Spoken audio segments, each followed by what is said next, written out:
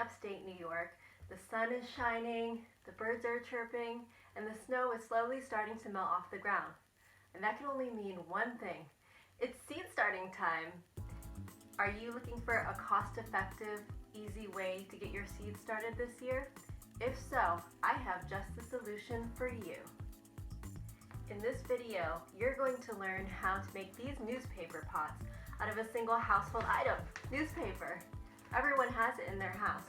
And I've been using these pots for every year for the past few years with great success.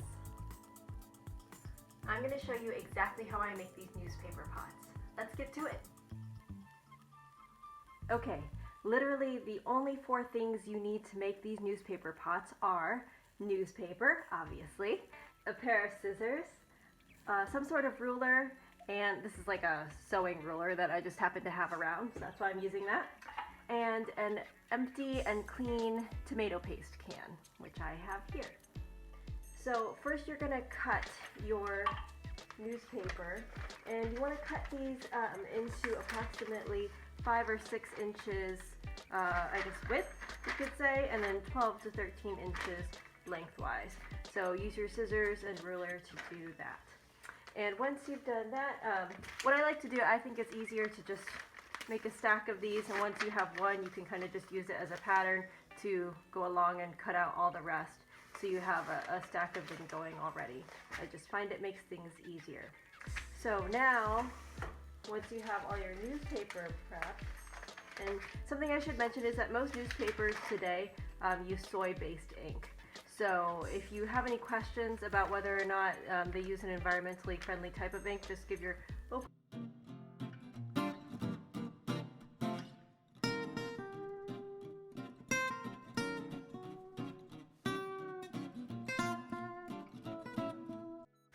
Alright, let's do this. So you're going to take your piece of newspaper and you're going to place the can lengthwise on this paper strip. Then the closed end of the can, there's a closed end and there's an open end.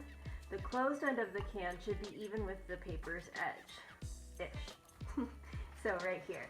And the open end, the paper should overhang, like so. So now what we're going to do is you're going to roll this up, and not too tight. And then you're going to fold and scrunch the overhanging paper into the can because you have the open end here, like so.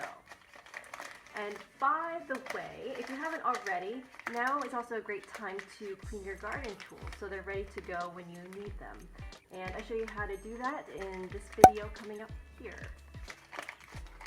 So we'll just fold and scrunch it. You're going to press the edges firmly to kind of crimp the edges down. And now you can slide the can out.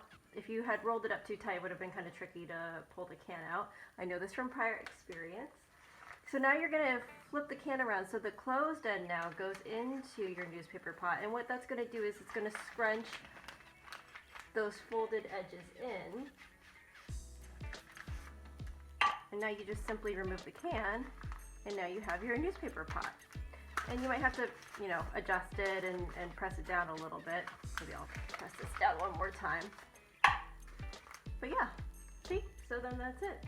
So now you have your very own newspaper pot. And it's just as easy as that. And, one piece of advice about these newspaper pots is that the newspaper does allow moisture to come through it, unlike a plastic container. So you might find yourself having to water these a little bit more than you would with a normal plastic seedling container. So just keep an eye on them. But the plus side is that these are biodegradable. So all you have to do is put them directly into the ground and there's no waste whatsoever.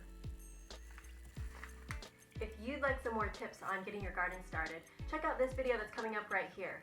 In it, I give you 3 different steps that you can take right now to get your garden started. Thank you for watching today. I'll see you over there. Bye.